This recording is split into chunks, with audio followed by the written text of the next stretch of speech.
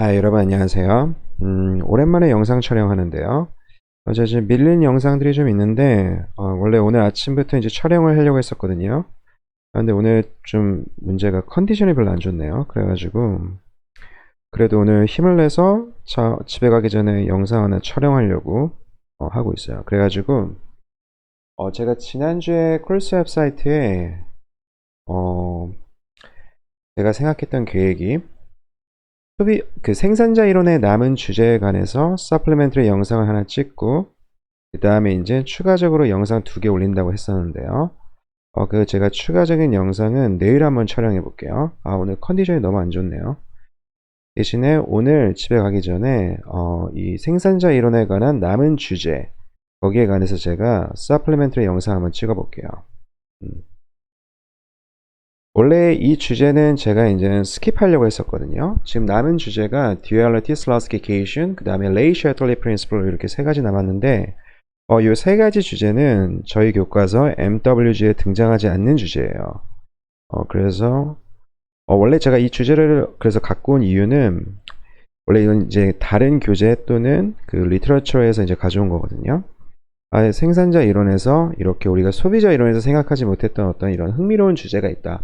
원래 이렇게 소개 차원에서 이 주제를 가지고 왔는데 지금 이것보다 중요한 제가 이제 렉처 슬라이드를 만들면서 생각했던 게 이거보다 중요한 주제가 너무 많아요. 우리가 다뤄야 될 주제가요.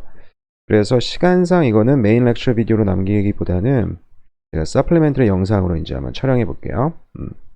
그래서 제일 처음에 한번 듀얼리티에 관해서 한번 얘기해 볼게요. 이 듀얼리티는 우리가 소비자 이론에서 한번 공부한 적이 있어요. 소비자 이론에서 이제 소비자가 어떻게 시장에서 움직이는지 그 두 가지 툴이 있었죠. 유틸리티 맥스가 있고 익스펜디처 민이요. 근데 그 두 가지 옵티마이제이션 프로블럼에 되게 이제 밀접한 관련이 있거든요. 스트럭처가 상당히 비슷해요. 그래서 이제 우리가 그 문제에 관한 솔루션, 레이지언 디맨드랑 힉스한 디맨드 간에 서로 간에 가까운 관계가 있다는 거 우리가 공부한 적이 있고, 그 다음에 옵티마이제이션 프로블럼의 밸류 펑션이요.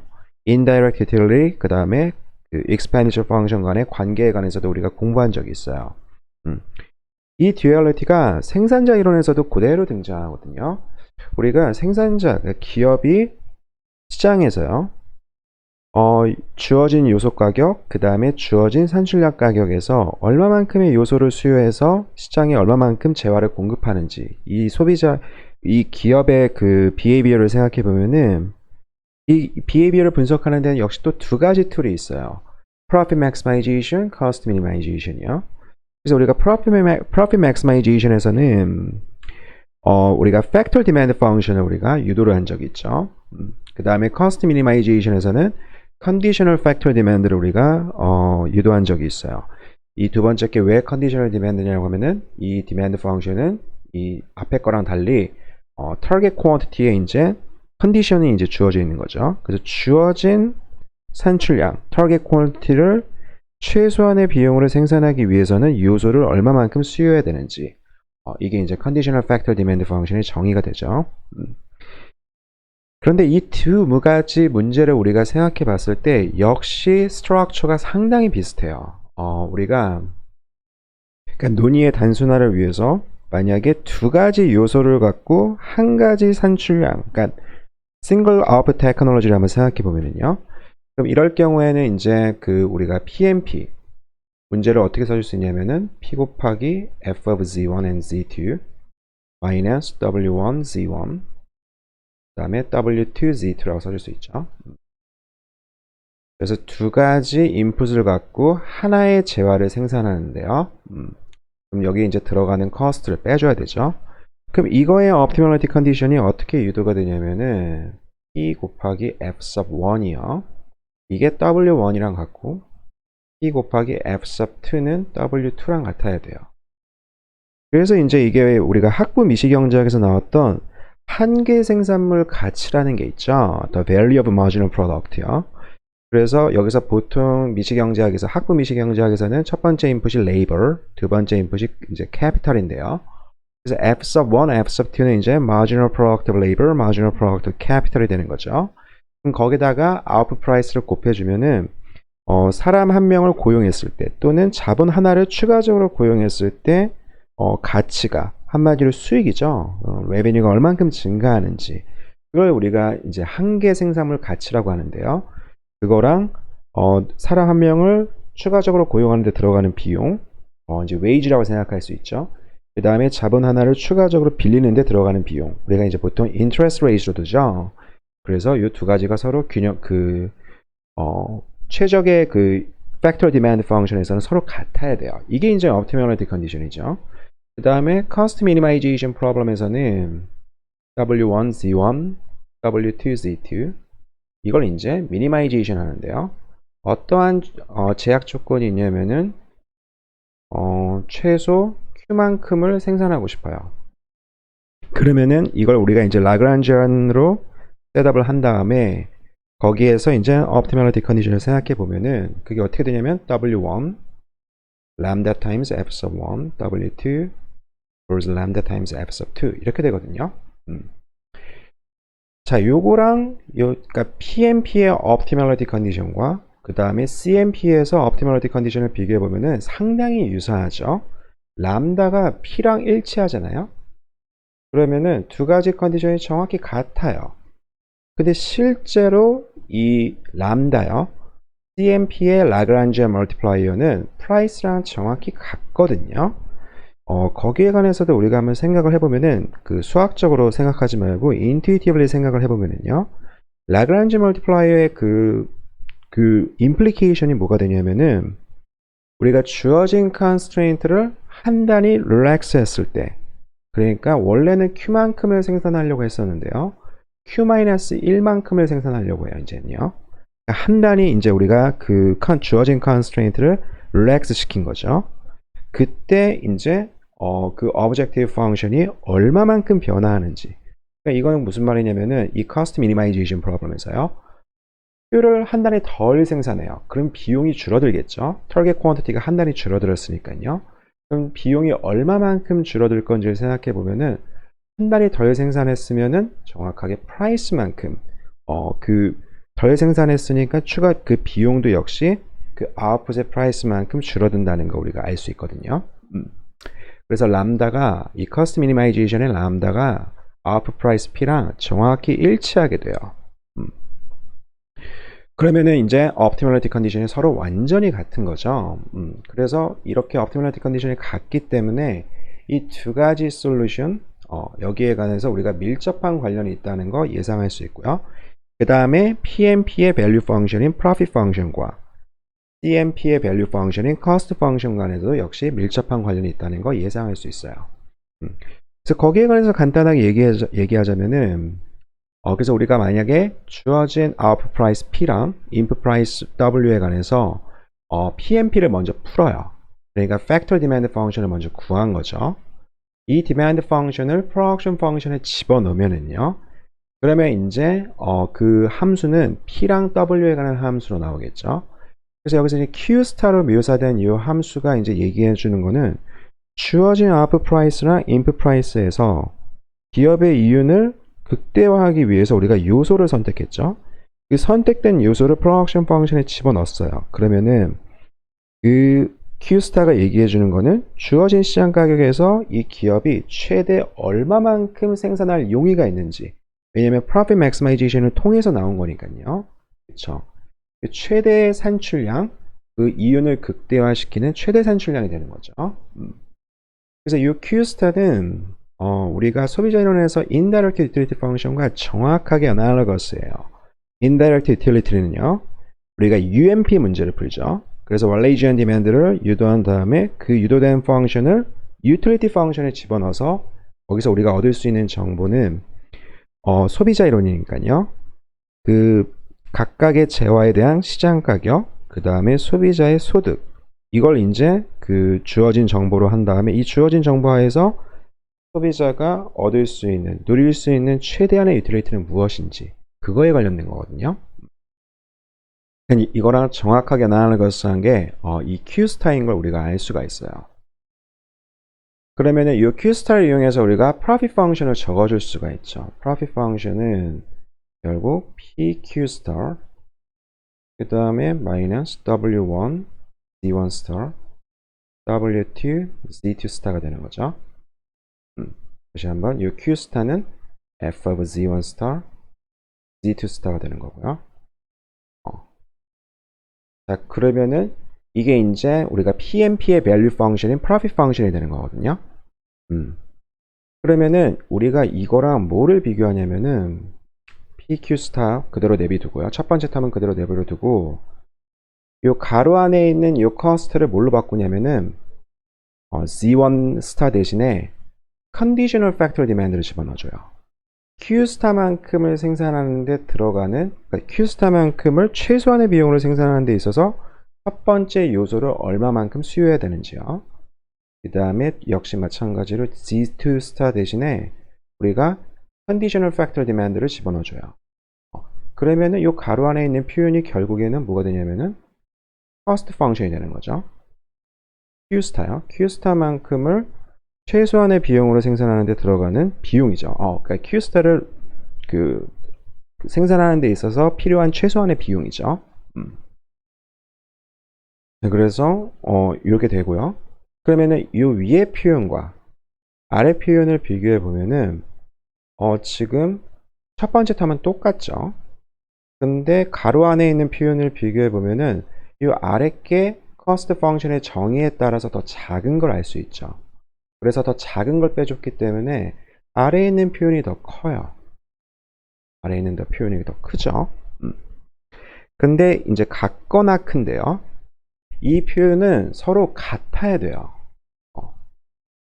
이것도 이제 우리가 이건 그냥 연습 문제로 남겨놓을게요. 우리가 그 소비자 이론에서 indirect utility랑 expenditure function 간의 그 관계를 정립할 때 일단 한 방향이 크거나 같다. 근데 만약에 strictly 더 크다고 얘기하면은 어떻게 될까? 거기에서 이제 contradiction을 우리가 이제 유도한 다음에 이게 실제로 서로 같구나라는 사실을 증명한 거거든요. 똑같은 argument를 이용해서 우리가 이 두 개가 서로 정확히 일치한다는 걸 알 수가 있어요. 그래서 그러면은 이제 profit function과 cost function의 관계가 이렇게 나오는 거죠. 그래서 pi function이 PQ star 마이너스 CQ star로 정의가 돼요. 이게 이제 우리가 그 생산자 이론에서 그 기업이 최종적으로 얼마만큼 생산할 건지, 그러니까 이 기업의 행동을 분석하는 데는 보통 우리가 2스테이지로 분석을 하거든요. 처음에는 주어진 기본 Q에 관해서 cost function을 먼저 유도를 하죠. 그리고 나서 두 번째로는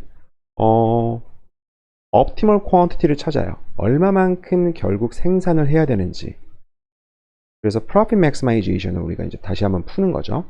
처음 스테이지에서 먼저 CMP 문제를 푼 다음에 cost function을 유도하고 그 유도된 cost function을 profit expression에 집어넣은 다음에 swing minus cost죠. revenue minus cost요.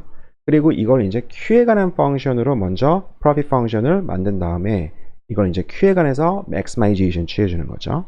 이렇게 두 단계로 분석할 수 있어요. 이걸 이제 어떻게 다르게 해석할 수 있냐면은, 그러니까 이걸 여기서 지금 나오는 profit function과 cost function의 관계는 지금 이 두 단계 스테이지의 그 analysis를 이제 justify 한다고 우리가 생각해 줄 수 있는데요. Q스타는 아까 전에 얘기한 것처럼 그 최적의 생산량이에요. 그쵸? 그 말은 결국 무슨 말이냐면은 우리가 만약에 Q를 다르게 선택했을 때요. 그럴 경우에는 P 곱하기 Q 마이너스 C of W, Q. 다른 Q일 때는 어떻게 되냐면은 부동호의 방향이 왼쪽이 더 크다는 걸 알 수가 있죠. 결국에는 profit function이 어떻게 다시 또 정의가 되냐면은 이 오른쪽 표현을 Q에 관한 펑션으로 우리가 써주면은요. 이거를 가장 Q에 관해서 극대화한 profit function을 이렇게 정의해 줄 수 있는 거죠. 그래서 처음에 우리가 처음에 기업의 행동을 분석할 때 이렇게 2스테이지 문제로 푸나 또는 우리가 이걸 하나로 묶어 가지고요.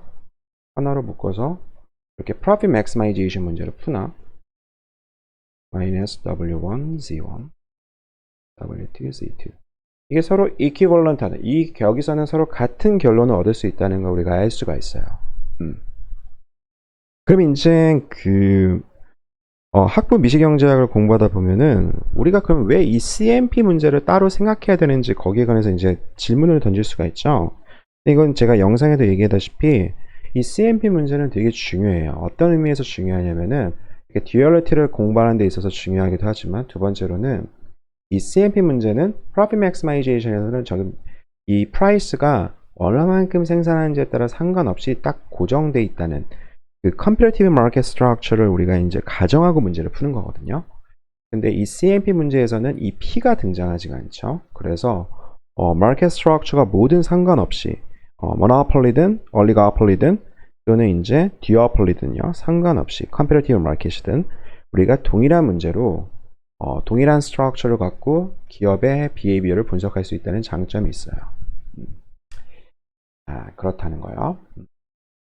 그래서 이게 또 이건 좀 약간 저희 그 스코업을 벗어난 얘기긴 한데 이러한 그 functional form은 우리가 이제 라그란지 멀티플라이어 그 theorem을 이제 원래 정확히 공부하기 위해서는 여기서 계속 제가 얘기하는 그 듀얼리티를 정확히 이해해야 되는데요. 그걸 이해하는 과정은 좀 시간이 상당히 많이 걸려요. 그래가지고 원래 그 대학원 수리경제학 정도 되면은 이 듀얼리티를 이제 본격적으로 다루거든요. 근데 이 듀얼리티랑 결국 연관되는 게 바로 이 폼이에요. 이걸 이제 우리가 뭐라고 얘기하냐면은 수학에서 그냥 이거는 제가 언급만 하고 넘어갈게요. 저거를 어떻게 얘기하냐면 만약에 우리가 펑션 f를 여기서 지금 pq -c wq가 되죠. 이게 지금 여기에다가 맥시멈 또는 스프리멈을 취해준 게 지금 파이가 되거든요. 프로핏 펑션이 되거든요. p, q죠. p, w죠. 그럼 이러한 관계가 성립하면은 우리가 이 파이 펑션, 이 프로핏 펑션을 c 펑션의 라그란지 듀얼 또는 라그란지 트랜스폼이라고 불러요. 트랜스폼 또는 트랜스포메이션이요. 그래서 파이가 C의 라그란지 듀얼 또는 라그란지 트랜스포메이션 또는 conjugate라는 표현도 쓰거든요. conjugate. 이거 전부 다 그 대학원 수리경제학 또는 그 수학과에서 convex analysis 이런 거 공부하면 등장하는 그런 개념들이에요. 이게 결국에는 convex analysis 또는 Lagrange multiplier theorem 또는 convex optimization 여기서 등장하는 핵심 개념들이거든요. 어쨌든 이게 좀 더 공부를 하다 보면은 이게 다 연결된다는 걸 이제 알 수가 있어요. 그래서 그럴 때 이제 어떻게 보면 약간 좀 공부하는데 즐거움이 오는 건데요. 어쨌든 저는 언급만 하고 넘어갈게요. 이렇게 이 스트럭처가 이 profit function과 cost function, 그러니까 생산자 이론에서 등장하는 두 가지 value function이 서로 간에 라그란지 트랜스포메이션 관계에 있다는 것, 또는 conjugate 관계에 있다는 것, 또는 라그란지 듀얼 관계에 있다는 것. 자, 그리고 나서 이제 우리가 conditional demand랑 unconditional demand의 관계, 이걸 생각해 보면은 이것도 우리가 소비자 이론에서 했던 거랑 정확히 일치해요. 그래서 일단 PMP 문제를 먼저 푼 다음에 Q스타를 우리가 알아내요. 그러니까 주어진 시장 가격에서 최대 얼마만큼 생산할 수 있는지, 그리고 이 Q스타를 CMP 문제의 타겟 퀀티티에 집어넣어 주면은요. 그럼 결국에 어떻게 되면 우리가 CMP 문제를 풀 때에는 ISO 퀀트를 하나 박아 놓죠. 그리고 나서 이 ISO 코스트 커브를 우리가 생각하거든요. 이 ISO 코스트 요 기울기는 W1 over W2가 되죠. 앞에 마이너스 값 생략하고요. 그러면은 지금 여기 X축은 Z1이고 Y축은 Z2인데요. ISO 코스트는 지금 이 표현을 레벨 K로 박아 놓은 거죠.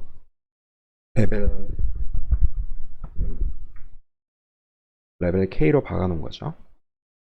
그래서 비용이 정확하게 K만큼 드는 등비용 곡선이요.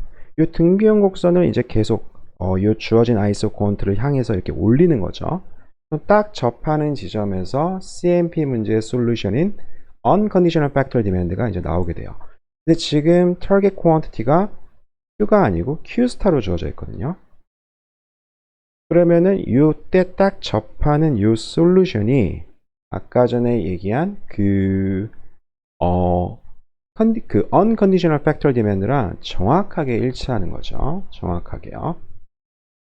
그래서 아까 제가 처음에 얘기했던 PMP 문제의 optimality condition과 그 다음에 CMP 문제에서의 optimality condition, 이 두 가지가 정확하게 일치한다는 걸 알 수 있어요. 이게 결국에는 아까 이렇게 썼죠. W1는 lambda times f sub 1, W2는 lambda times f sub 2. 이게 이제 CMP 문제의 optimality condition이거든요. 이걸 이렇게 벡터 폼으로 써주면은 어떻게 되냐면 결국 W1, W2는 lambda times gradient of f가 되죠.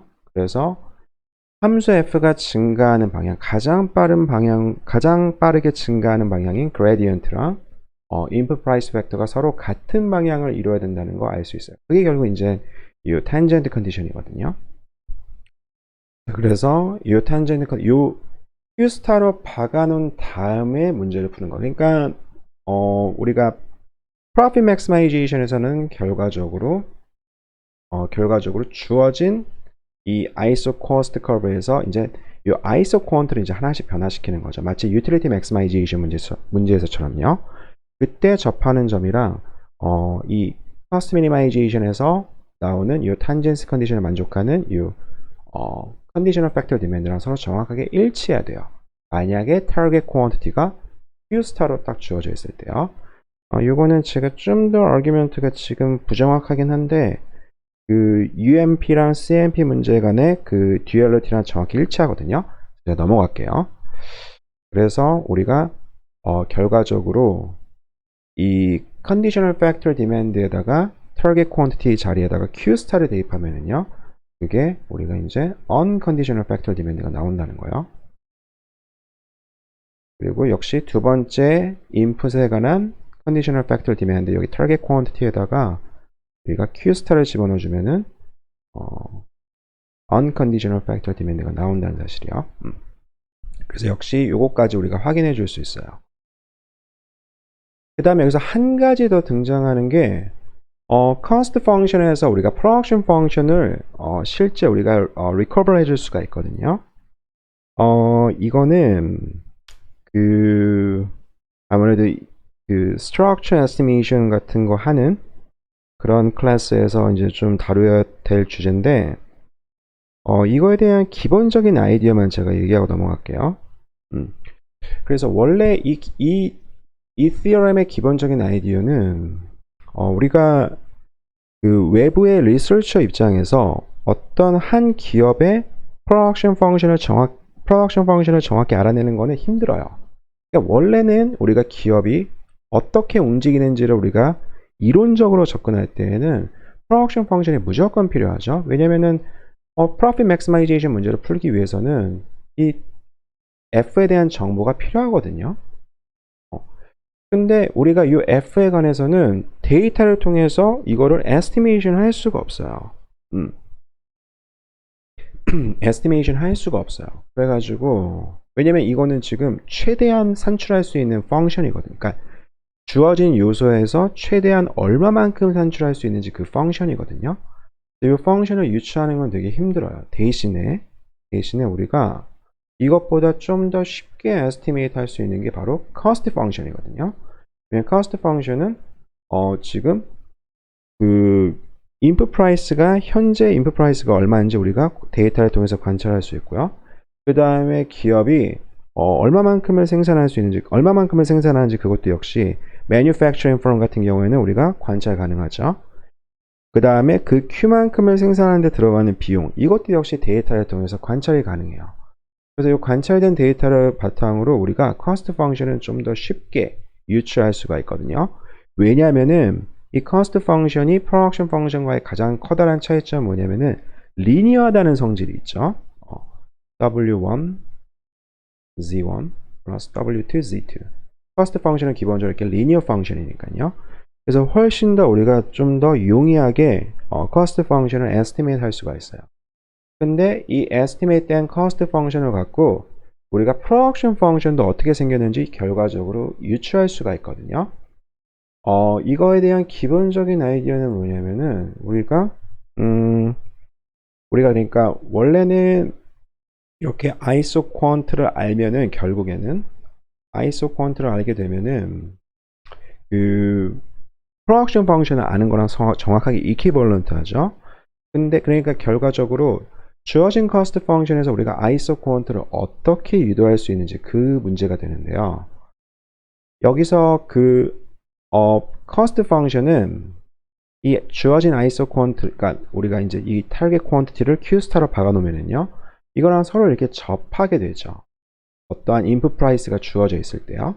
그렇죠. 그래서 이거를 저 무차별 곡선 같이 생긴 아이소 퀀트를 어떻게 우리가 유도할 수 있냐면은 역시 Z1, Z2 이렇게 있을 때요.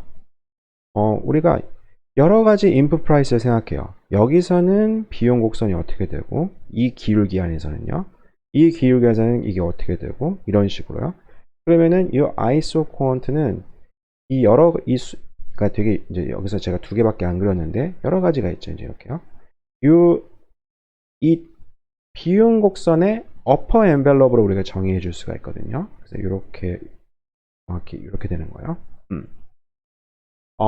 요거를 좀 더 수학적으로 만약에 들어가면은 아까 전에 그 profit 펑션과 cost 펑션의 관계를 한번 생각해 보면은요. 그러니까 아까 i는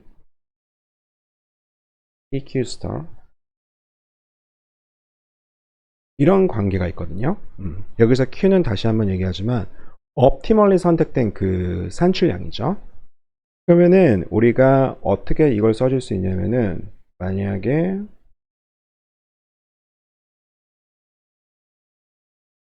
Q랑 Z1, Z2를 그냥 우리가 arbitrary 선택을 해요. 이걸 가장 쉽게 설명할 수 있는 방법은 이렇게 arbitrary 선택을 해요. 우리가 이제 이 프로덕션 펑션을 어떻게 에스티메이트 하는지 거기에 관한 아이디어를 한번 생각해 보면은 이 프로덕션 펑션의 정의는 주어진 인풋에서 최대 얼마만큼 산출할 수 있는지 그거에 관련된 문제거든요. 근데 아이디어는 여기 안에 들어가 있어요. 만약에 주어진 Z1, Z2에서 Q가 optimally 선택됐다고 하면은요. 그러면은 이게 이제 Q 스타가 되는 거죠. 그러면은 왼쪽, 오른쪽 비교해 보면은 이 두 개가 서로 지워져요. 남는 거는 결국에는 이게 되거든요. 이렇게 되죠. 근데 여기서 Q스타는 다시 한번 얘기하지만 이게 가장 최대 산출량이에요. 주어진 인풋 프라이스에서 최대로 산출되었을 때 profit 펑션과 비용 곡선 간에 이러한 관계가 성립하고요. 그래서 Z1, Z2, Q를 우리가 arbitrary 선택했을 경우에는 이렇게 부등식이 성립하고요. 근데 만약에 현재 Z1, Z2에서 우리가 최대로 산출량을 늘리면은요, 그게 이제 Q스타죠. 이게 서로 지워지게 되고 이제 남는 부등식은 이렇게 되거든요. 이거를 다시 리프레이즈 하면은 어떻게 우리가 써줄 수 있냐면요. 이 W.C요. 그러니까 여기 좌변에 나와 있는 그 cost에 관한 expression이죠. 이게 비용 곡선보다는 항상 비용 함수보다 항상 커요. 그게 바로 비용 함수에 관한 정의죠. 근데 여기서 이제 우리가 Q를 이 부등식 하에서 Q를 가장 극대화시키는 거예요. 그러면 우리가 주어진 Z에서 최대 얼마만큼 산출할 수 있는지에 관한 이 프로덕션 펑션이 나오거든요. 그러니까 이거에 대한 기본적인 아이디어는 어디까지 들어가야 되지? 그냥 아이디어만 제가 말씀드릴게요. 이거는 만약에 프로덕션 펑션이 쿼사이 컨케이브 하면은요. 그러면은 upper control set이 그러니까 우리가 아이소 퀀트를 그려준 다음에 여기에 해당되는 upper control set이죠. 그러니까 Q보다 Q 이상을 생산하게 만들어주는 요소의 조합들이죠. 이 조합들이 컴백 셋이 되거든요. 이게 이제 쿼사이 컨케이브 하다는 그 가정이죠. 그러면은 이 컴백셋은 우리가 컴백셋을 우리가 어떻게 수학에서 정의하냐면 두 가지 방법이 있어요. 어떤 셋이 컴백스하다는 거는 이 셋 안에 두 점을 선택했을 때 그걸 연결한 라인 세그먼트가 이 셋 안에 있다는 거죠. 그렇게 정의할 수도 있고, 컴백셋은 어떻게 또 정의할 수 있냐면은 우리가 여기서 이제 만약에 그 탄젠트 라인을 이렇게 그려보잖아요. 각각의 점에서요. 그러면은 이 탄젠트 라인의 여기서 이 탄젠트 라인의 한쪽 방향이죠. 예를 들어서 이 탄젠트 라인을 생각해 보면은요. 이 탄젠트 라인을 생각해 보면은 우리가 그거의 윗부분, 요거 어디까지 들어가야 되지? 요게 이제 우리가 이거 뭐라고 하죠? 하이퍼플레인이 아니고, 이거 잠깐 용어가 좀 헷갈리는데요. 그러니까 우리가 보통 P.X가 C보다 큰, 요거에 대한 터미널로지가 제가 약간 좀 헷갈리는데요. 어쨌든 이 탄젠트 라인을 그린 다음에 그거의 한쪽 방향이요. 반대 방향이요. 반대 방향이든 어쨌든 그 한쪽 방향이요. 그거에 관한 인터섹션으로 우리가 이 컨벡스 셋을 묘사해 줄 수 있어요. 다시 한번 우리가 이 트라이앵글 이거 컨벡스 셋이죠. 이거를 이쪽 한쪽 면에 대해서 요거랑 그 다음에 이쪽 면에서 탄젠트 라인 그린 다음에 이거에 요거 이 부분 그 다음에 마지막으로 제일 요 오른쪽 면이요. 여기에 관해서 이 부분 이 세 가지가 서로 다 겹치는 부분 요렇게 컨벡셋을 정의해 줄 수도 있거든요. 생각보다 너무 많이 들어갔네요. 어쨌든 이 아이디어예요. 결국 이 아이디어를 이용해서 우리가 이 아이소 퀀트를 어떻게 우리가 끄집어낼 수 있냐면은 수없이 많은 탄젠트 라인의 그 인터섹션, 인터섹션 하면 이 upper contour set이 나오죠. 이 upper contour set의 frontier를 이제 우리가 생각해 줄 수 있거든요. 더 넘어가면은 시간이 너무 길어질 것 같아서 여기까지 얘기하는 걸로 하고 넘어갈게요. 요거는 아마 그 structural IO 시간 또는 좀 다른 어떤 경제학의 서필드에서 structure estimation을 하는데 그런 데서 아마 나올 만한 주제인데 제가 여기서 얘기할 거는 여기서 한 가지 기억했으면 좋겠다는 거는 어쨌든 이론적으로는 우리가 cost function에서 그 기업의 production function을 recover 해줄 수 있다는 거예요. 똑같이 소비자 이론에서 제가 이거 다루진 않았지만 우리가 expenditure function으로부터 소비자의 utility function을 recover 해줄 수가 있어요. 이 정도로 하고 넘어갈게요. 한 가지 example만 보여드리자면은 cost function이 이렇게 주어져 있다고 했을 때 우리가 어떻게 production function을 recover 해줄 수 있냐면은 아까 정의상 우리가 어떻게 production function이 정의됐냐면은 지금 Z1과 Z2에서 최대 얼마만큼 생산할 수 있느냐 요 이제 Q를 우리가 요걸 이제 이 펑션을 이제 recover 해줘야 되는데요. 아까 정의가 어떻게 되냐면은 W1, Z1 주어진 요소에서 이제 cost 펑션을 우변에 집어넣어 주는 거죠. 더하기 Q요. 이 부등식을 만족하는 최대한의 산출량 Q로 우리가 production function을 recover 해줄 수가 있거든요. 그러면은 이거를 이 부등식의 양변을요, 요 가로 안에 있는 표현으로 나눠주게 되면은 요 가로 안에 있는 표현이 잘 보면은 square root of W1 플러스 square root of W2의 squared거든요. 자, 그래서 요걸로 나눠주면은 W1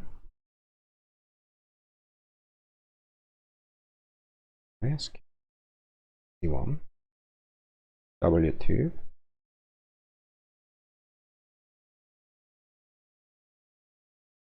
D2 부등식을 이렇게 다시 정리가 가능하죠. 이 주어진 컨스트 펑션 하에서요. 그러면은 최대한의 산출량 이 부등식을 만족하는 최대한의 산출량은 이게 정확하게 서로 이퀄이 될 때죠. 그리고 등식이 될 때죠. 그러면 이 좌변을 우리가 프로덕션 펑션을 생각해 줄 수 있냐? 그건 아니죠. 왜냐? 프로덕션 펑션은 인풋 프라이스에 영향을 받지 않아요. 그냥 Z1과 Z2에 관한 함수이거든요. 그러니까 우리가 이거를 Z1, Z2에 관한 펑션으로 우리가 다시 바꿔줘야 되는데요. 어떻게 바꿔줄 수 있냐면은 셰퍼드 렘마를 통해서 우리가 바꿔줄 수 있어요. 셰퍼드 렘마는 요소에 대한 수요 함수랑 그 다음에 cost 펑션 간의 관계를 우리한테 알려주죠. 그래서 지금 주어진 cost 펑션 하에서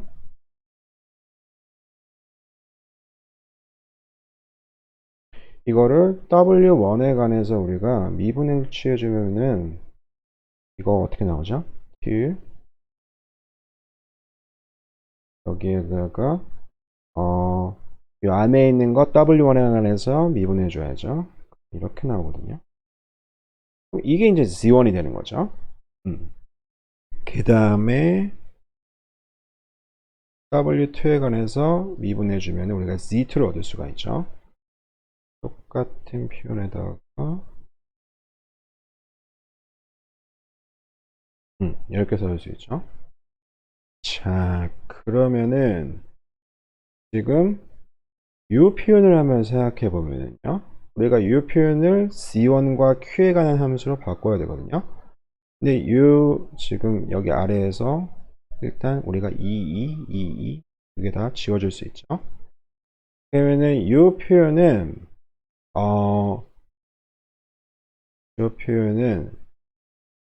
만약에 요거를 제가 알파라 부를게요. 요거를 베타라고 할게요. 그리고 나서 이걸 다시 보면은 첫 번째 이 셰퍼드 렘마로부터 나오는 이 등식을 어떻게 바꿔 써줄 수 있냐면은 square root하고 1 over alpha로 바꿔 써줄 수 있을 것 같아요. 그쵸? 그리고 여기다 q를 곱한 게 z1이죠. 근데 결국에 1 over alpha는 z1 over q의 제곱이 되고요. 그래서 알파는 q squared over z1 squared가 되겠네요.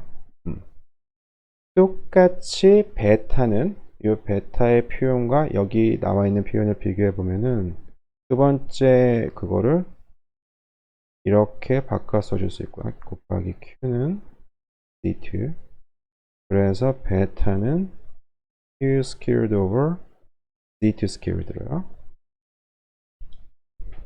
이렇게 써줄 수 있죠. 그리고 나서 이제 알파랑 베타를 저기다 대입하면은 이제 되는 거죠. 그래서 q squared c1 squared에다가 c1 q squared에다가 c2 squared에다가 q랑 같은 거고 그러면 이제 양변을 q squared에 관해서 나눠주면은 끝나는 거죠. 1 over z2는 1 over q 그리고 나서 우리가 이걸 뒤집어 주면은 q는 z1, z2에 관한 펑션이 나옵니다.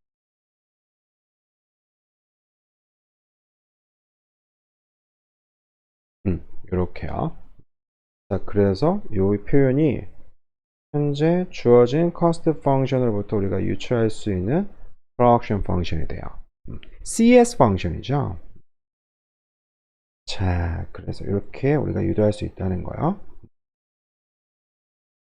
그리고 나서 하나만 더, 몇 가지 더 있는데, 슬라스키 이퀘이션에 대해서 잠깐만 얘기해 보면은, 우리가 소비자 이론에서 슬라스키 이퀘이션을 유도한 것처럼, 슬라스키 이퀘이션 어떻게 유도했냐면은, 월레이지안 디맨드랑 힉시안 디맨드 간의 듀얼리티를 이용해서 우리가 유도했거든요. 똑같이 우리가 슬라스키 이퀘이션을 유도해 줄 수 있어요. 생산자 이론의 그 테일러드된 그 슬라스키 이퀘이션 유도해 줄 수 있어요. 그래서 지금 왼쪽과 우변에 그러니까 우변에 지금 이 컨디셔널 팩터 디맨드에다가 Q 스타를 대입한 거거든요. 그럼 우리가 unconditional factor demand를 얻을 수 있다는 거예요.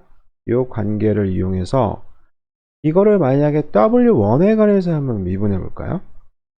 그럼 좌변은 어떻게 나오냐면요. D1 스타를 W1에 관해서 편미분해 준 거죠. 하지만 우변에는 지금 W가 여기에도 들어가 있고 여기에도 있으니까 토탈 데리베티브를 취해주면 이렇게 나와요. 그래서 Z1을 먼저 UW에 관해서 미분해 준 거. 그 다음에 두 번째는 이제 합성함수죠. 그래서 먼저 Q에 관해서 미분해 주고 Q 스타를 W1에 관해서 미분해 준 거예요. 그럼 첫 번째 표현은 소비자 이론과 정확히 일치해요. 우리가 이걸 이제 substitution effect로 불러줄 수 있거든요. 그러니까 만약에 첫 번째 인풋이 레이버고 두 번째 인풋이 캐피탈일 경우에 우리가 그 문제를 한번 생각해 볼 수 있죠. 만약에 웨이지가 올랐어요. 지금 뭐 정부가 미니멈 웨이지의 로를 다시 어멘드를 했을 경우 뭐 여러 가지 경우를 생각해서 아무튼 웨이지가 올랐어요. 그러면은 그 레이버에 관한 디맨드 펑션이 바뀌겠죠. 웨이지가 상대적으로 비싸졌기 때문에 기업들이요. 사람을 고용하는 게 아니고 대신에 자본을 이제 사는 거죠. 그러니까는 사람으로 했던 그런 서비스를 이제 그 자동화시켜서 이제 기계화시켜가지고요. 이제 그런 자본으로 대체하는 거죠. 그렇게 대체 효과가 먼저 나타나게 돼요. 그게 바로 이 첫 번째 나오는 이 term이거든요. 이 두 번째 term은 첫 번째 term에 관해서 잠깐 얘기해 보면은 이거는 우리가 소비자 이론에서처럼 항상 0보다 작다는 거 우리가 알 수 있어요. 그 이유는요. D1은요. 인풋 디맨드, 그 컨디셔널 인풋 디맨드죠. 이거는 C를 cost 펑션을 W1에 관해서 미분한 거고요. 그러면은 substitution effect는 이거를 cost 펑션을 두 번 미분하게 되는 거죠.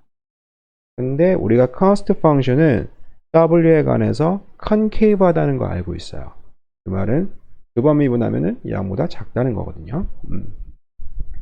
자, 그래서 셰퍼드 렘마를 통해서 만약에 펑션이 quasi concave 하면은요, 그 production 펑션이요. 그럴 경우에는 cost 펑션이 concave 하기 때문에 substitution effect는 항상 0보다 작다는 거 알 수 있어요. 이 두 번째 이펙트가 소비자 이론과 다른 거거든요. 원래 소비자 이론에서 슬라스키케이션의 두 번째 term은 income effect죠. 근데 이거는 이제 생산자 이론에서 quantity effect 또는 output effect 또는 expansion effect 여러 가지 용어로 불리고 있는데요. 그래서 output effect 또는 expansion effect요. 이거에 대한 경제학적인 해석은 만약에 사람을 한 명 고용하는데 가격이 올랐어요. 그러면은 기업 입장에서 타겟 퀄런티티를 재조정하겠죠. 원래 생산하려고 했던 거를 생산하는 게 아니고 사람 고용하는데 비싸졌네. 원래 하루에 100개씩 생산하려고 했었는데 그걸 이제 재조정하는 거죠. 90개만 생산하겠구나. 그러면은 90개를 생산하는 데 있어서 필요한 사람의 숫자는 몇 명이지? 그걸 또 고려하겠죠. 거기에서 나오는 변동량, 사람을 얼마만큼 고용하는지요. 그 변동량이 이 quantity effect 안에 들어가 있어요. 그러면은 여기에서 우리가 과연 그 소비자 이론에서 마치 기프앤굿이 존재하는 것처럼 기프앤굿이라는 거는 W1의 방향과 그 재화에 대한 가격과 그 재화에 대한 수요의 방향이 서로 같은 방향으로 움직일 때 우리가 기프앤굿이라고 얘기를 하죠. 그래서 가격이 올랐을 때 수요도 내려가는 게 아니고 올라버리는요. 그런 걸 우리가 이제 기프앤굿이라고 하는데 요소에 관해서도 그러니까는 기업 입장에서 보면 기업은 요소에 대한 수요자라고 생각해 줄 수 있죠. 기업이 요소를 수요할 때 과연 기프앤 인풋이 우리가 생각해 줄 수 있는지 그걸 한번 생각해 봐 줄 수 있어요. 근데 결론부터 얘기하면은 소비자 이론에서 기프앤굿은 존재하지만 생산자 이론에서 기프앤 인풋은 존재하지 않다는 걸 볼 수가 있거든요. 그 이유는 뭐냐면은 우리가 소비자 이론에서 기프앤굿이 존재하기 위해서는 그러니까 가변이 우리가 데리베티브가 포지티브 사인이 얻게 되죠. 이 포지티브 사인을 얻게 되려면은 substitution은 항상 마이너스이기 때문에 이 오른쪽에 있는 quantity effect가 항상 positive여야지만 우리가 different good을 얻을 수가 있어요. 그래서 different good을 찾기 위해서 우리가 먼저 inferior good으로 그 스코어를 narrow down 시킨 다음에 거기서 이제 찾은 거죠. 마찬가지로 생산자 이론에서 우리가 inferior input, inferior 이거 한국말로 어떻게 번역하죠? 어쨌든 target quantity가 증가하면서 이 derivative가 positive인 거 우리가 생각해 줄 수 있거든요. 그러니까 negative죠. negative인 거 생각해 줄 수 있거든요. 그러니까 원래는 이제 target quantity가 만약에 상승해요. 원래 100개씩 생산하던 거 150개 생산하는 걸 늘렸어요. 그러면은 원래 그 인풋이 normal 인풋이라면요. 그러면은 그 인풋에 대한 수요도 증가해야겠죠. 근데 우리가 inferior 인풋에서 쉽게 생각해 줄 수 있어요. 만약에 100개 생산하던 거 150개로 늘렸을 경우에는요. 이거 도저히 사람으로 안 되겠다. 이제 자본의 힘을 빌려야겠네. 그러면 사람에 대한 수요를 줄이고 자본에 대한 수요를 늘리게 되겠죠. 그때 노동에 대한 수요를 생각해 보면은 이제 inferior input이라는 걸 생각해 줄 수 있죠. 그러니까 inferior input은 존재해요. 하지만 given input은 존재하지 않는다는 거예요. 그걸 어떻게 보일 수 있냐면은 이 quantity effect가 그래서 이 앞에 게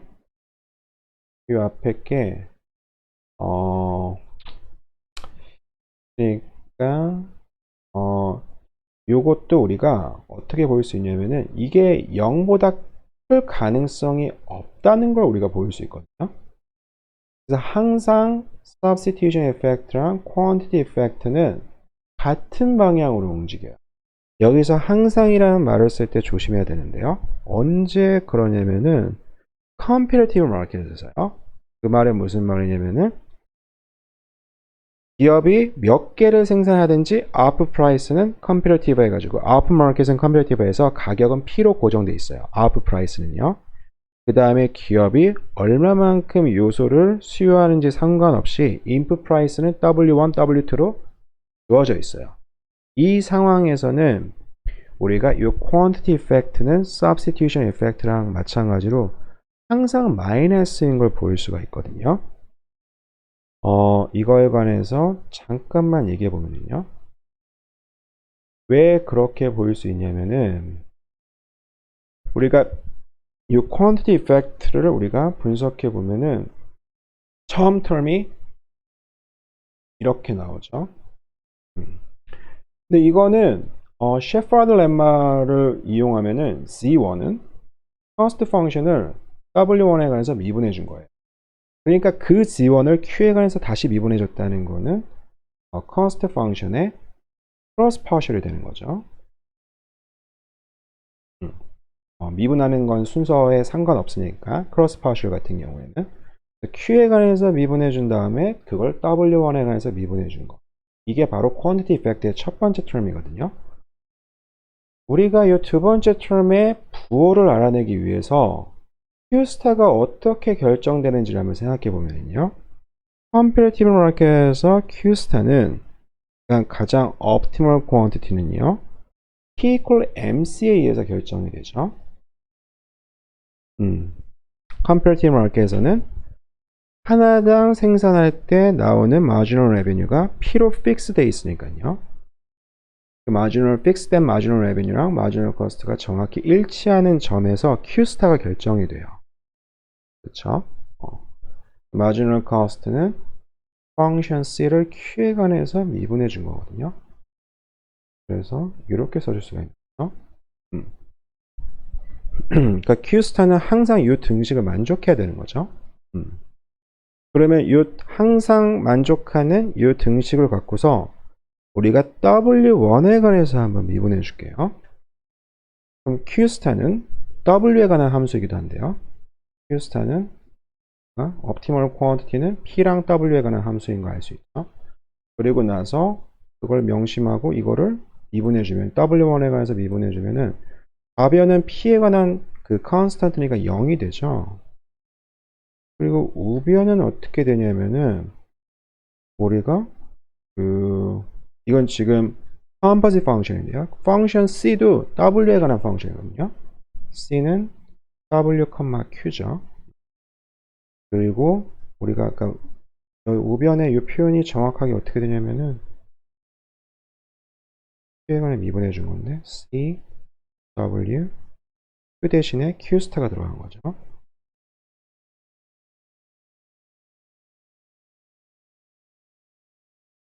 두 개 들어가 있네요. 이 우변이 이렇게 된 거거든요.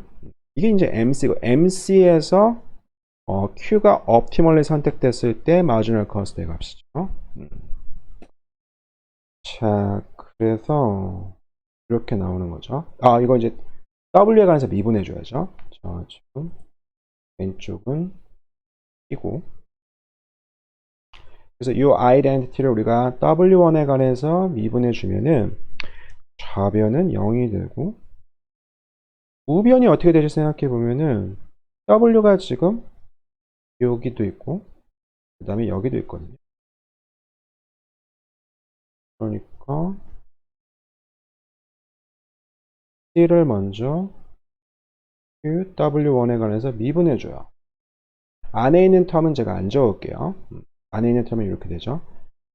그 다음에 두 번째로는 C를 Q에 관해서 한 번 더 미분해 준 다음에, 그리고 나서 Q 스타를 W1에 관해서 미분해 준 거죠. 양변을 W1에 관해서 데리베티브 취해준 거거든요.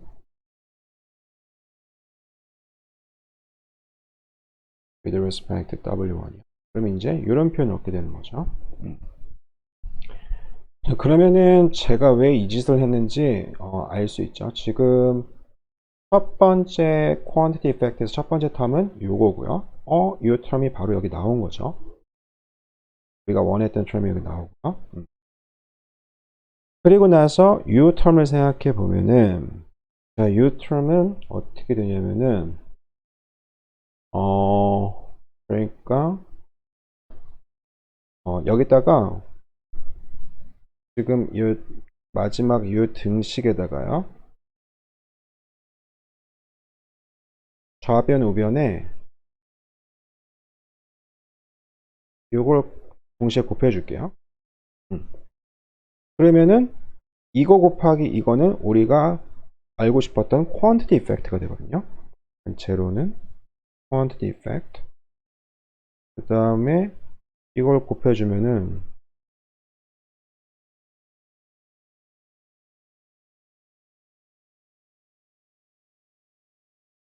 W1의 skewed가 되는 거죠. 자, 그래서 quantity effect는 우리가 부호가 뭔지 모르지만 이거에다가 이 텀을 더하면 항상 0이 돼야 돼요. 자, 근데 첫 번째 term을 생각해 보면요, 이거는 C 펑션을 Q에 관해서 두 번 미분해 준 거기 때문에 MC를 Q에 관해서 미분해 준 거거든요. 근데 우리가 이 생산자 이론에서 Q스타가 어디서 결정되냐면요, Q스타가 어디서 결정되는지 그걸 생각해 보면은, Q스타는 만약에 프라이스가 AC보다 밑에 있을 경우에는 생산 안 하죠. AC보다 P가 프라이스가 현재 average cost보다 위에 있어야지만 생산을 시작해요. 그 말은 이 Q스타인 점에서 marginal cost는요, AC의 minimum point보다 윗부분이란 얘기고요. 이 윗부분에서는 marginal cost가 증가하거든요. 우리가 그 marginal cost는 항상 AC 커브의 제일 최소점을 통과한다는 거 알고 있죠. 그래서 optimal quantity에 관해서는 Q스타만큼 생산했다. 그 말은 결국 무슨 Q가 이제 positive라고 하면요, 그 말은 결국엔 프라이스가 AC보다 위에 있다는 거고요. 프라이스가 AC 최소점보다 위에 있다는 거는 이 만나는 Q스타인 점에서 MC는 증가하고 있다는 뜻이 되는 거죠. 그래서 이 부호는 MC는 Q에 관해서 Q스타에서 증가하고 있기 때문에 positive가 돼요.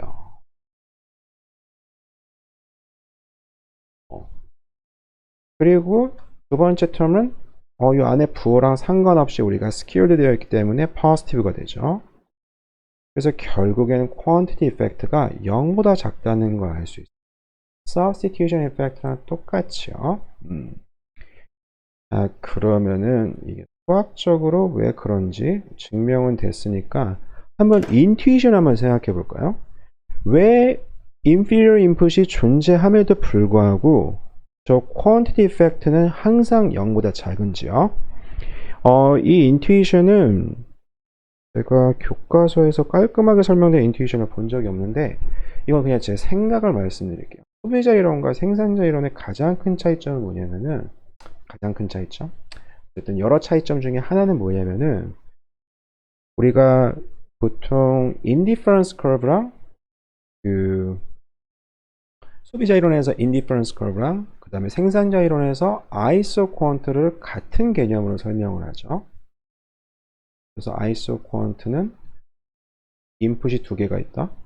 그러면은 이 인풋을 갖고 Q만큼을 생산하게 만들어주는 그 곡선이고 indifference curve는 재화가 두 개가 있다. x1, x2 동일한 효용을 주는 재화의 조합은 무엇인지 그게 이제 indifference curve죠.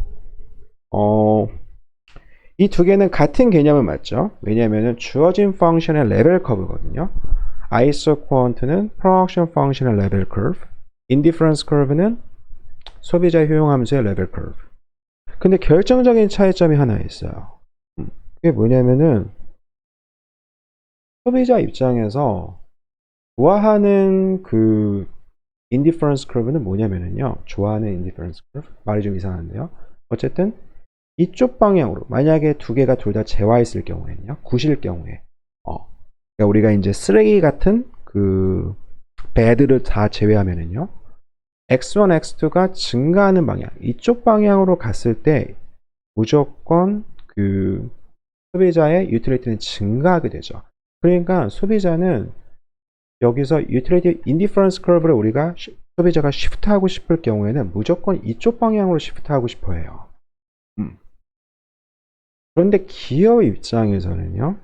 기업 입장에서는 Z1, Z2 첫 번째 인풋, 두 번째 인풋 둘 다 그 배드는 아니죠. 있으면 좋은 거죠. 하지만 반드시 이쪽 방향으로 익스펜션 하고 싶어 하냐? 그건 아니죠. 기업 입장에서요.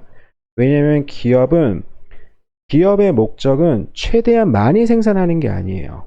이윤을 극대화시키는 산출량을 결정하는 거죠. 그래서 소비자의 인디퍼런스 커브는 항상 이쪽 방향으로 가면 갈수록 좋아요. 우리가 버시 컨스트레인트 생각하지 않고요. 이쪽 방향 하면 좋은 거죠. 하지만 기업 입장에서는 이쪽 방향으로 간다는 게 반드시 좋은 게 아니에요. 그래서 타겟 퀀티티를 제일 조정할 때요. 만약에 인풋에 대한 가격에 인풋에 대한 그 프라이스의 변화가 있었어요. 그러면 그 타겟 퀀티티에 대한 조정이 필요하겠죠. 그리고 나서 사람을 몇 명 고용할 건지 그걸 다시 계산하겠죠. 그 계산에 들어갈 때 인디퍼런스 커브 같은 경우는 무조건 북동쪽 방향으로 가면 갈수록 좋으니까 이쪽 방향으로 움직이려고 하지만 그 기업 입장에서 이 타겟 퀀티티의 레벨을 결정할 때 반드시 이쪽 방향으로 가는 건 아니라는 거예요. 이윤을 극대화하는 방향으로 아래로 지금은 기업을 좀 익스펜션 하기보다는 약간 좀 사이즈를 줄여야 되는 상황이다. 그럴 경우에 아래쪽으로 갈 수도 있는 거예요. 양방향 다 움직일 수 있다. 그런 차이점 때문에 이 quantity effect는 항상 substitution effect랑 같은 부호를 가진다는 점. 근데 이거에 관해서 그래서 이제 둘 다 마이너스이기 때문에 우리가 gif and input은 찾아볼 수 없다는 거예요. 근데 다시 한번 여기에 대한 해석은 되게 조심해야 돼요. 우리가 market structure가 어떤 market structure에서만 이 결론이 성립하냐면은 우리가 이 결론을 유도하기 하는데 필요한 우리가 했던 가정은 뭐였냐면은 여기서 출발한 거죠. P equal Mc요. 그러니까 output market이 comparative 하고요. 그 다음에 W는 변화하지 않아요. 타겟 퀀티티를 어떻게 조정하든지 상관없이 input price도 딱 박혀 있는 상태. 그러니까 기업 입장에서 그 어떻게 액션을 취해도 인디펜던트하게 결정되는 그런 상황에서만 우리가 이게 마이너스라는 거 마이너스라고 substitution effect랑 같은 방향으로 움직인다는 거 그렇게 얘기해 줄 수 있다는 거를 명심했으면 좋겠어. 그 다음에 주제 하나 더 나와 있는데 이 레이-샤틀리 프린시플 이거 하나 나와 있거든요. 이것도 생산자 이론에서 되게 중요한 프린시플 중에 하나인데 이거는 이제 우리가 현대경제학의 아버지인 폴 사뮤엘슨이 47년도에 이제 그 폴 사뮤엘슨이 쓴 교과서가 하나 있죠. Foundation of Econ Analysis인가? 그런 책이 있는데요. 그 책에서 처음으로 소개됐던 프린시플이에요. 이 레이-샤틀리의 프린시플은 원래 이제 화학 쪽에서 나오는 거거든요. 그러니까 제가 화학은 잘 모르지만 제가 이해하고 있는 레이-샤틀리의 프린시플은 가장 간단하게 설명하면은요.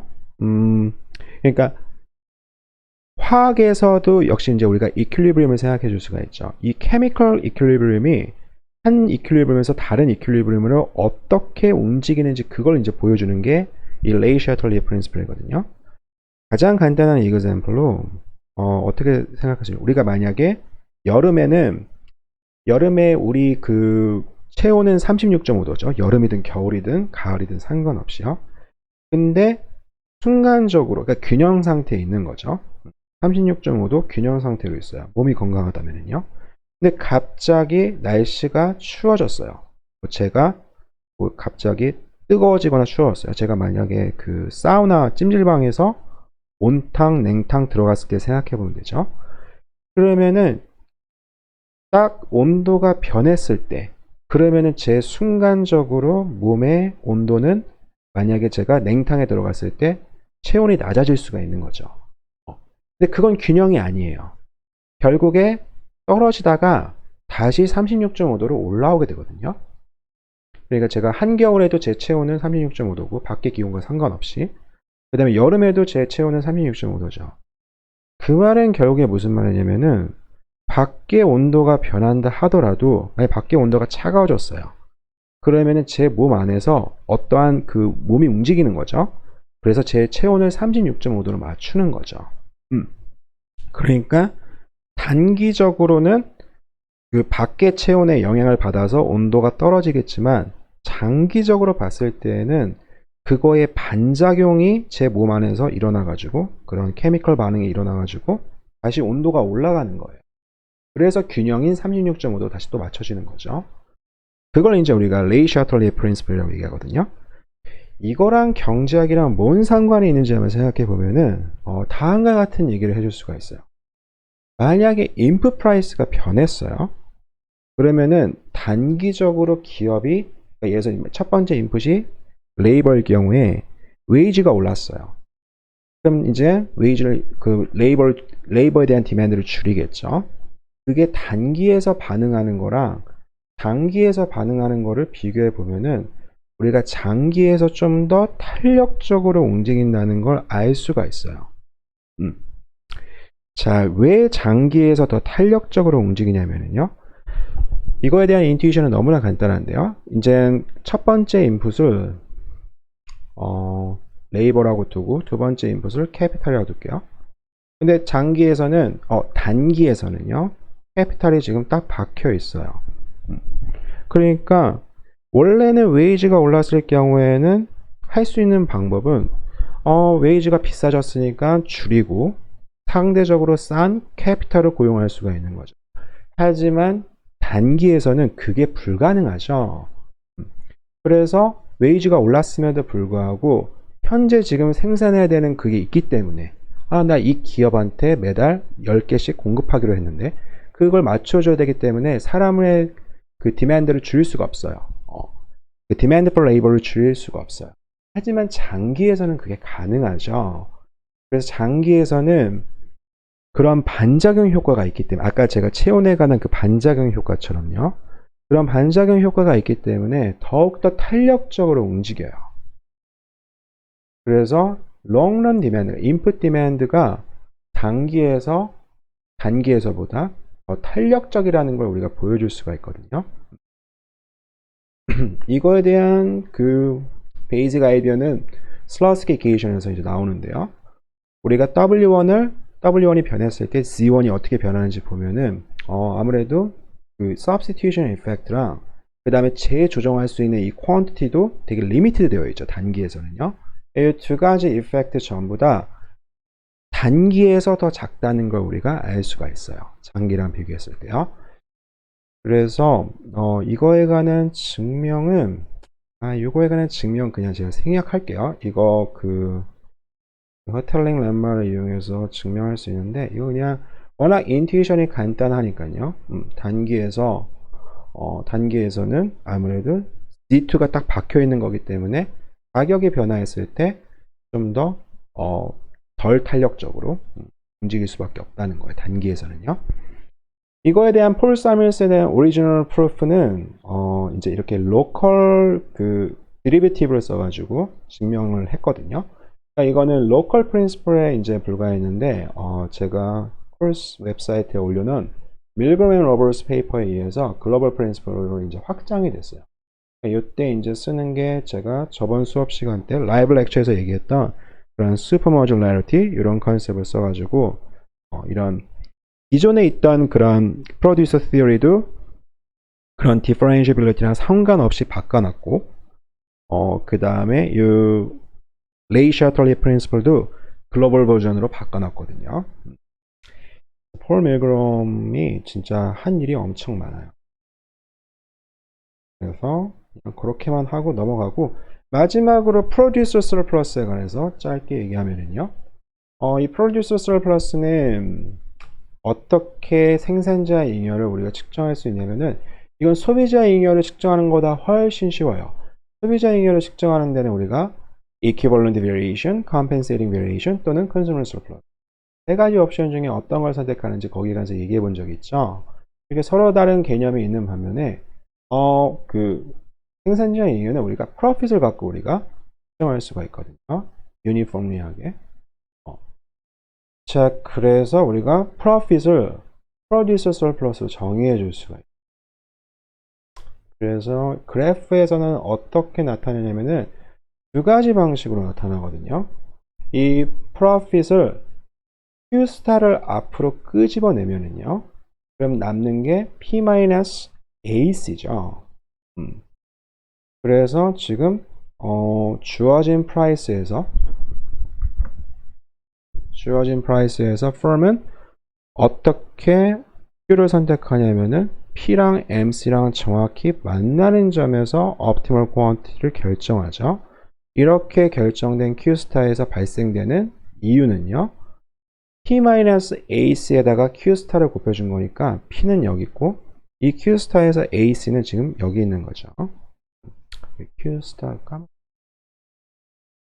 Q스타로 나눠줘야죠. 그래서 producer surplus는 이 rectangle의 area로 이제 정의가 되는 거죠. 이만큼이요. 이렇게 정의를 해줄 수도 있고 원래 우리가 일반적으로 경제학 원론 시간 때 생각해 보면은 demand가 이렇게 있고 supply가 이렇게 있을 때 그럼 equilibrium은 intersection에서 결정이 되고 그러면은 주어진 intersection P 스타 Q스타에서 consumer surplus는 이 위의 삼각형 그 다음에 producer surplus는 이 아래 삼각형의 넓이 이렇게 이제 공부를 한 적이 있죠. 이게 뭐 똑같아요. 이걸 어떻게 유도할 수 있냐면은 producer surplus는 이렇게 구할 수도 있고 어떻게 구할 수도 있냐면은 profit function이 이렇게 써져 있는데요. 지금 C of Q 스타를 우리가 어떻게 쓸 수 있냐면은 그 fundamental theorem of calculus를 이용해서 그 미분한 걸 다시 적분하면은 원래 함수가 되는 거죠. 그래서 이 definite integral을 생각해 보면은 C'S를 0부터 Q까지 적분하면은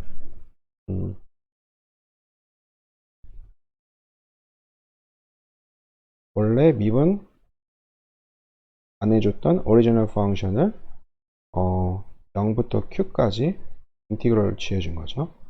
이거 evaluate 해주면 C of Q 마이너스 C of 0가 되죠. 그래서 C of Q를 이렇게 인티그럴 폼으로 이렇게 써줄 수가 있어요. 그리고 나서 Q스타를 대입한 다음에요. optimal quantity 대입한 다음에 profit function에 넣어주면은 이렇게 되는 거죠. 그리고 이 Q스타는 어떻게 인티그럴 폼을 어떻게 써줄 수 있냐면은 P를 constant P죠. 이거를 0부터 Q스타까지 적분한 거죠. 그래서 이거랑 똑같아요.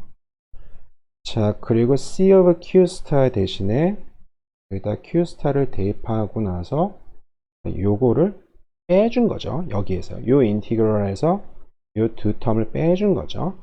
그럼 이게 어떻게 정의되냐면은 C0는 C of 0 이렇게 마이너스 텀 나오게 되고요.